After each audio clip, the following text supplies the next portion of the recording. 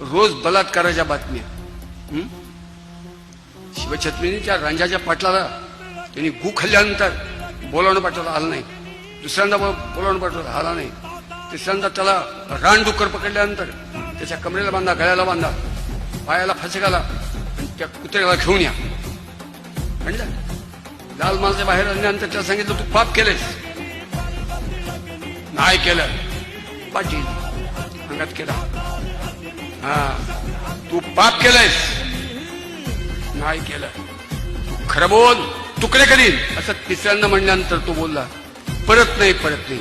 महाराजांनी एक क्षणाचा विलंब आला होता. अरे विजेला लाज वाटावी असं कडकडून आज्ञा दिली.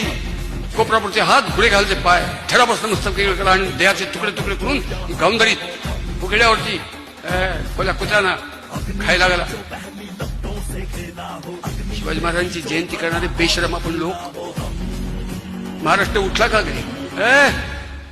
जो गु खाईत कोण्याही आई बहिणीच्या अंगावरती अत्याचार करीत त्याची कुळी शिल्लक ठेवायची नाही असा कायदा करा म्हणून विधानसभेवरती काही लाखांचा जमाव गेला का?